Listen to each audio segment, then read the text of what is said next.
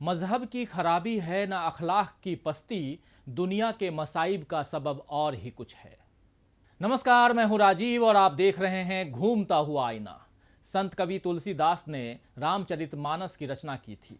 उसी रामचरितमानस के सुंदर कांड में राम भक्त हनुमान कहते हैं, राम काजु कीन्हे बिनु मोहि कहाँ विश्राम। यानी राम जी का काम किए बिना मुझे कहाँ आराम है। दरअसल हनुमान जी को सीता मैया को ढूंढना है, जिसके लिए वे सारी मुसीबतों को पार करते हुए समुद्र भी पार करते हैं और सीता जी को ढूंढ भी लेते हैं। इसके बाद की कथा हम सब जानते हैं कि किस तरह राम जी की बानर सेना जो है वो लंका पर धावा बोलती है, राम रावण के बीच युद्ध होता है और आखिरकार पराई स्त्री का हरण करने वाले रावण का अंत होता है।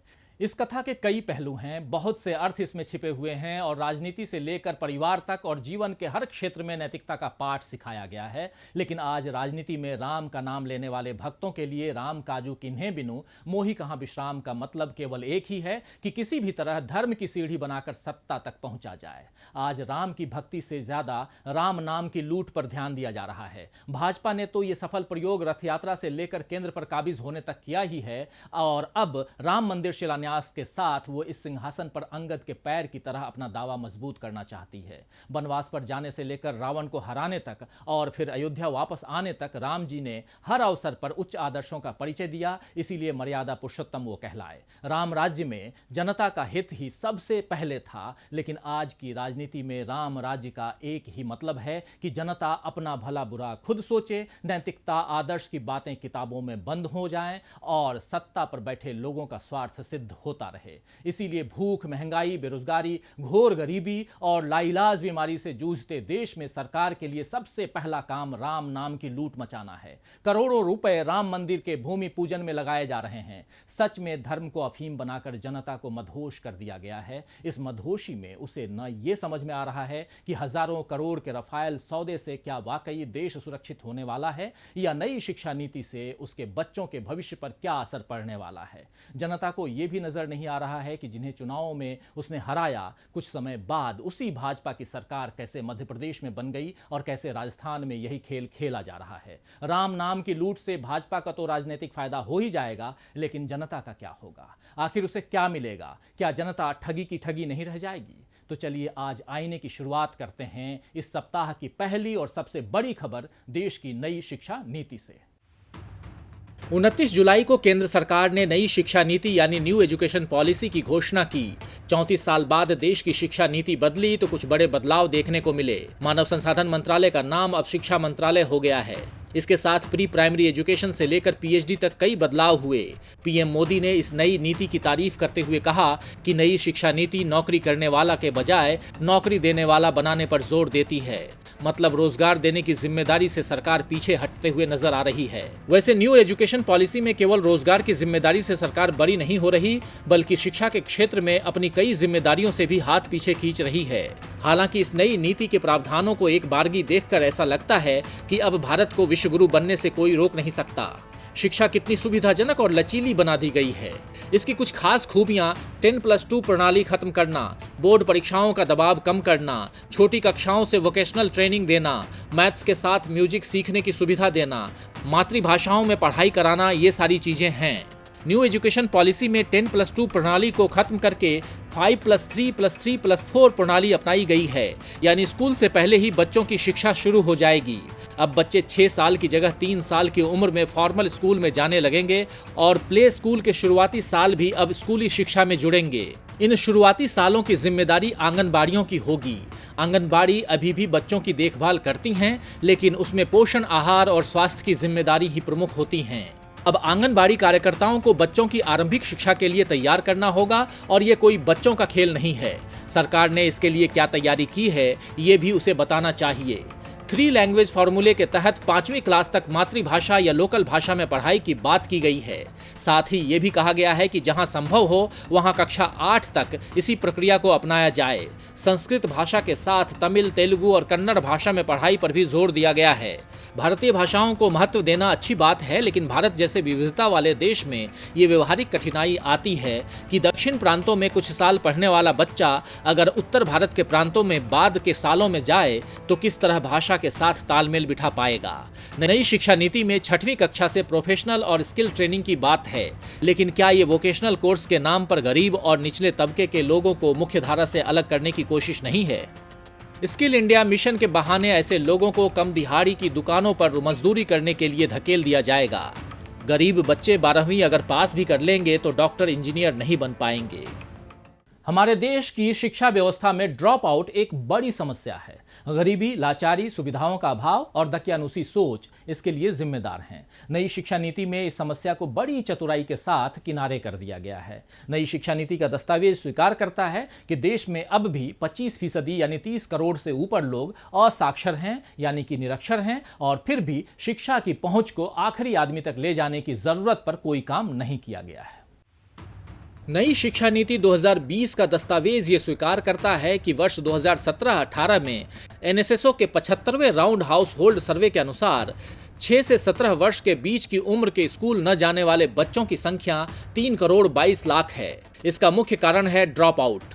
इसी दस्तावेज के अनुसार कक्षा 6ठी से 8वीं का GER 90.9% है, जबकि कक्षा 9, 10 और 11, 12 के लिए ये क्रमशः केवल 79.3% और 56.5% है। ये आंकड़े दर्शाते हैं कि किस तरह कक्षा 5 और विशेष रूप से कक्षा 8 के बाद नामांकित छात्रों का एक महत्वपूर्ण अनुपात शिक्षा प्रणाली से बाहर हो जाता है। इन करोड़ों छात्रों को सार्वजनिक स्कूलों में लाने के लिए ठोस कदम उठाने की आवश्यकता है और जरूरत है ज्यादा विद्यालय खोलने की और स्कूलों को मजबूत करने की। लेकिन नई शिक्षा नीति तो इसके उल्टा ही प्रस्ताव देती है और कम छात्रों वाले स्कूलों को अलग अलग वजह बताकर बंद करने या मर्ज करने का प्रावधान करती है। दस्तावेज के बिंदु 7.2 में कहा गया है कि इन कम संख्या वाले स्कूलों के चलते शिक्षकों के नियोजन के साथ साथ महत्वपूर्ण भौतिक संसाधनों के उपलब्धता की दृष्टि से अच्छे स्कूलों का संचालन जटिल होने के साथ साथ व्यवहारिक नहीं है। भारत में 28% प्राथमिक विद्यालय ऐसे हैं जहां छात्रों की संख्या 30 से कम है और इससे ऊपर प्राइमरी विद्यालयों में ऐसे स्कूलों की संख्या 14.8% है। ये एक ऐसी विडंबना है कि भारत में छात्रों की संख्या बढ़ने के बावजूद सरकारी स्कूलों में हालात ऐसे हैं और कमियां कहां हैं और कैसे दुरुस्त की जा सकती हैं, इस सवाल से बड़ी चालाकी से बचा गया है। इसी तरह उच्च शिक्षा को भी आसान बनाने के लिए कुछ प्रावधान दिए गए हैं, जैसे मल्टी एंट्री और एग्जिट का प्रावधान किया गया है। मतलब यदि कोई छात्र बीटेक किसी कारणवश पूरा नहीं कर पाया तो उसे 1 साल के बाद सर्टिफिकेट, 2 साल करके छोड़ने पर डिप्लोमा, तो 3 साल के बाद डिग्री दी जा सकेगी। मतलब नई शिक्षा नीति ये मानकर चल रही है कि छात्र अपना कोर्स पूरा ही नहीं कर पाएंगे। सरकार को ऐसे कारणों का हल ढूंढना चाहिए था कि किसी छात्र को पढ़ाई बीच में न छोड़नी पड़े, लेकिन इसके बजाय उनके पढ़ाई छोड़ने के रास्ते आसान बना रही है। उच्च शिक्षा में ज्यादा छात्र शामिल हो पाएं, इसके लिए नए संस्थान खोलने और नई जगह पर संस्था खोलने का कोई प्रस्ताव नहीं है। उल्टा कहा गया है कि उच्च शिक्षण संस्थानों में छात्रों की कम से कम संख्या 3000 होनी चाहिए। मतलब बहुत से संस्थान बंद हो जाएंगे। प्रोफेसर अनिल सदगोपाल जैसे शिक्षाविद का कहना है कि नई शिक्षा नीति में इंडियन एजुकेशन सर्विस, राष्ट्रीय शोध प्रतिष्ठान, नेशनल एजुकेशन रेगुलेटरी अथॉरिटी और नेशनल टेस्टिंग एजेंसी जैसी नई संस्थाएं बनाकर केजी से पीजी तक सब कुछ केंद्र सरकार अपने हाथ में ले लेना चाहती है, जिसमें स्वयं सेवकों का भी अहम रोल होगा। तो प्री प्राइमरी से लेकर पीएचडी तक कई सारे बदलाव नई शिक्षा नीति में किए गए हैं। इससे देश की नई पीढ़ी पर कैसा असर पड़ेगा ये तो भविष्य बताएगा। फिलहाल ये नजर आ रहा है कि मातृभाषा से लेकर विदेशी विश्वविद्यालयों तक की जो बातें इसमें की गई हैं उन्हें लेकर एकदम उत्साहित होना ठीक नहीं है, क्योंकि वर्ग भेद का शिकार भारत में हर नीति का असर भी वर्गों के हिसाब से ही होता है। यानी अमीरों के लिए जो बातें सुविधाजनक होती हैं वही बातें गरीबों के लिए जीवन के कई बड़े सवाल लेकर आती हैं। वैसे हमारे संविधान में शिक्षा संवर्ती सूची में है। केंद्र सरकार द्वारा विभिन्न राज्य सरकारों के विरोध और आपत्तियों को दरकिनार करके एक तरफा तरीके से नई शिक्षा नीति लागू करना संविधान का पूरी तरह उल्लंघन है। सवाल ये भी उठ रहे हैं कि इतने बड़े विविधतापूर्ण लोकतांत्रिक देश की शिक्षा नीति को संसद में न तय करके मंत्रिमंडल में तय क्यों किया गया? इस स्वास्थ्य मुसीबत के वक्त इसकी घोषणा करने की जल्दबाजी क्यों दिखी? सरकार तो फिलहाल राम मंदिर की तैयारियों में व्यस्त है, इसीलिए शायद ही इन सवालों के जवाब दे, और जनता के लिए तो राफेल का झुनझुना बजा ही दिया गया है, जिसके आने से राष्ट्रवाद का एक नया तराना छेड़ने में सरकार को आसानी हुई और कुछ पलों के लिए लगा कि चीन को हमने बुरी तरह परास्त कर दिया है। लेकिन क्या वाकई ऐसा है? जुलाई के महीने में स्वास्थ्य और आर्थिक मोर्चे पर बुरी तरह घिरे भारत के लिए चीन भी एक बड़ी चुनौती बन गया। सरकार सारी चुनौतियों से निपटने का दावा तो करती रही, लेकिन जनता को किसी तरह भी राहत नहीं मिल रही थी। असंतोष और चिंता से भरी आवाजें उठती और बुलंद होती तो सरकार के लिए मुश्किल खड़ी हो सकती थी। ऐसे में राफेल विमान सरकार के लिए बड़ी राहत लेकर सामने आए।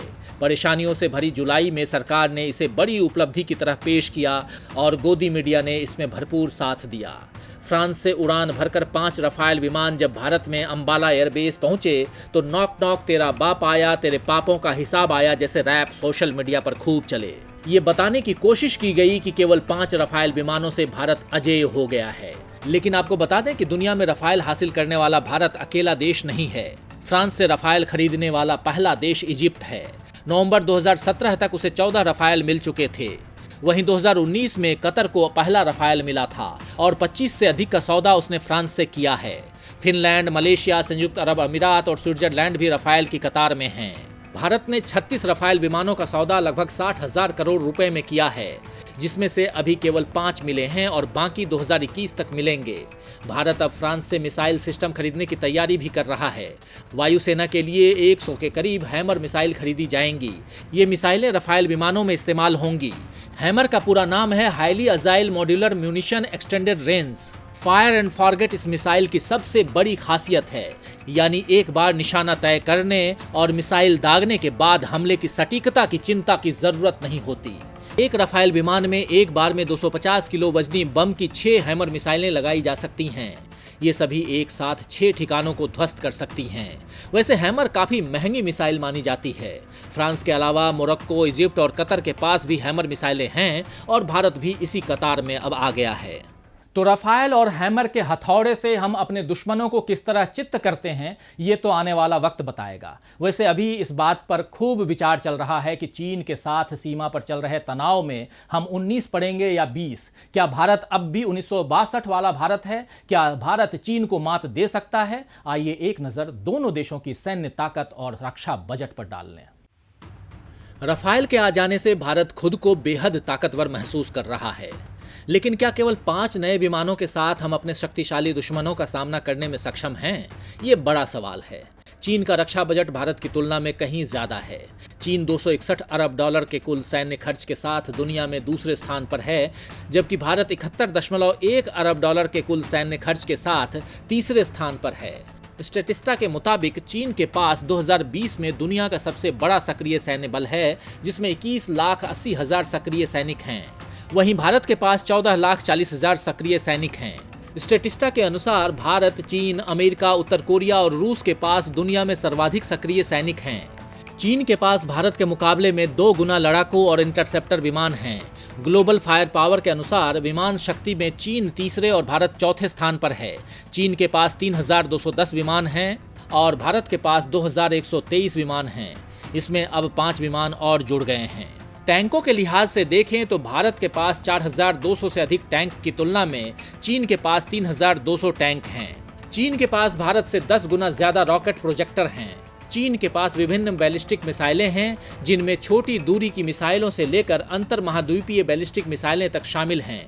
चीन बहुत तेजी से अपनी थल सेना को संख्या और गुणवत्ता के लिहाज से बेहतर बनाने में लगा है। इस समय चीन का पूरा जोर परमाणु हथियार, मिसाइल, नेवी और एयरफोर्स पर है। इसी वजह से उसने सैनिकों की संख्या में कटौती की है। चीन अब स्पेस, साइबर और लेजर हथियारों पर ज्यादा जोर दे रहा है। वहीं भारत अपनी सैन्य ताकत में इजाफा करने के लिए अमेरिका से लेकर रूस और फ्रांस तक से हथियार खरीद रहा है। तो बेशक हमारी स्थिति अब 1962 की तुलना में कहीं अधिक मजबूत है। उस वक्त देश को आज़ाद हुए 20 साल भी नहीं हुए थे और उस समय हर क्षेत्र में अपने पैरों पर खड़े होने की कोशिश भारत कर रहा था। लेकिन 70 सालों में भारत ने आर्थिक, औद्योगिक, कृषि, शिक्षा, स्वास्थ्य, विज्ञान, अंतरिक्ष हर क्षेत्र में तरक्की की। साथ ही सामरिक रूप से खुद को मजबूत करते हुए दुनिया में युद्धों को रोकने और शांति की पहल के लिए भी काम किए। ये विडंबना ही है कि आज भारत खुद बाहरी और भीतरी अशांति से जूझ रहा है। देश में बड़ी चालाकी से जनता का ध्यान बुनियादी सवालों से भटकाया जा रहा है और अब तो जिस तरह राम मंदिर के भूमि पूजन की तैयारी चल रही है, उससे यही समझ में आ रहा है कि देश को आत्मनिर्भर बनाने का मतलब सब कुछ राम भरोसे छोड़कर सरकार केवल सत्ता की मलाई खाना चाहती है। भारत इस वक्त स्वास्थ्य मुसीबत से किस तरह घिरा हुआ है, इसका उदाहरण है कि हर रोज 50 से 55 हजार के लगभग मामले सामने आ रहे हैं। 17 लाख से अधिक लोग तो घोषित तौर पर बीमार हो चुके हैं। ये गिनती कहाँ जाकर रुकेगी नहीं पता, क्योंकि सरकार राम नाम की माला जपकर अपनी आंखें बंद रखी हुई है और अपने उस अरमान को पूरा करने की तैयारी में है जो उसने अपनी स्थापना के वक्त से देखा है। दरअसल अयोध्या में राम मंदिर बनाना भाजपा की राजनीति का सबसे बड़ा लक्ष्य रहा है और अब 5 अगस्त को मंदिर के लिए भूमि पूजन के साथ ही उसके इस लक्ष्य की पूर्ति होना शुरू हो जाएगी। बीते बरसों पर नजर डालें तो लगता है कि भाजपा ने सब कुछ कितनी गहरी प्लानिंग के साथ तैयार किया। बरसों से चले आ रहे विवाद पर अदालत में लगातार सुनवाई हुई और फैसला हिंदुओं के पक्ष में आया। हालांकि अदालत ने ये माना कि बाबरी मस्जिद का गिरना गलत था, लेकिन इस गलत काम को अंजाम देने वालों को अब तक सजा नहीं हुई है। अभी उस पर सुनवाई चल ही रही है। इस बीच राम मंदिर बनाने के लिए पत्थरों, ईंटों और अन्य सामग्री का इंतजाम हो ही चुका था। बस भूमि पूजन के लिए दिन की घोषणा करना बाकी था, वो भी 5 अगस्त को तय कर दिया गया। और अब लोकतांत्रिक और धर्मनिरपेक्ष देश के प्रधानमंत्री नरेंद्र मोदी हिंदुत्व के एजेंडे को पूरा करने वाले इस कार्यक्रम में भूमि पूजन के लिए पहुंचेंगे। 161 फीट ऊंचा मंदिर बनेगा। पहले मंदिर परिसर क्षेत्र का दायरा करीब 67 एकड़ में रखा गया था, जिसे नए डिजाइन और ऊंचाई की आवश्यकता के अनुसार 100 से 120 एकड़ किया जा सकता है। मंदिर बनने में 100 करोड़ रुपए से अधिक खर्च होंगे। ट्रस्ट के पास अभी लगभग 14 करोड़ रुपए दान में आ चुके हैं। भारत ही नहीं, कई अन्य देशों में भी इस दिन को खास बनाने की कोशिश चल रही है। 5 अगस्त को न्यूयॉर्क सिटी के फेमस टाइम्स स्क्वायर पर 3D बीम्स के जरिए भगवान राम और पीएम मोदी की तस्वीरें दिखाई देंगी। राम मंदिर शिलान्यास के इस इवेंट के लिए ये एक विज्ञापन के रूप में होगा। आपको बता दें कि एक दिन के विज्ञापन के लिए $5,000 से लेकर $50,000 यानी करीब 38 लाख रुपए तक खर्च होते हैं। जाहिर है इस मेगा इवेंट के जरिए मोदी जी एक बार फिर अपनी इमेज बिल्डिंग करना चाहते हैं। वैसे राम मंदिर के बनने से अयोध्या में जमीनों यानी कि रियल एस्टेट के दिन भी फिरने वाले हैं। अयोध्या को चारों तरफ से विकसित करने के लिए प्रशासन न्यू अयोध्या एरिया भी बसाने की योजना पर काम कर रहा है, जिसके लिए 600 एकड़ जमीन अधिग्रहण करने का काम चल रहा है। रियल एस्टेट कारोबारियों का मानना है कि जैसे ही राम मंदिर का निर्माण शुरू होगा, यहाँ पर होटल, रिसोर्ट, धर्मशाला और लोगों के खाने पीने की जगहों की मांग बेहद बढ़ जाएगी। इसीलिए प्रॉपर्टी के दाम लगभग 3 गुना तक बढ़ चुके हैं। तो भगवान को दीन बंधु भी कहा जाता है, लेकिन अभी तो राम जी को सत्ता ने अपना बंधु बना लिया है। भाजपा को केंद्र की सत्ता तो मिल गई है, अब बिहार में चुनाव है और मध्य प्रदेश के उपचुनाव भी हैं। इसीलिए चाहे महामारी हो या बेरोजगारी, भाजपा को मतलब केवल अपनी सत्ता से है और राम नाम की पतवार सत्ता तक पहुंचाने में उसकी मदद करती है। इस बात को भला भाजपा से बेहतर और कौन जान सकता है। खैर, शायर आदिल मंसूरी का एक शेर याद आता है कि किस तरह जमा कीजिए अब अपने आप को, किस तरह जमा कीजिए अब अपने आप को, कागज बिखर रहे हैं पुरानी किताब के। तो आज के लिए बस इतना ही। फिर मिलेंगे खबरों के नए आईने के साथ। तब तक देखते रहिए डीबी लाइव। नमस्कार।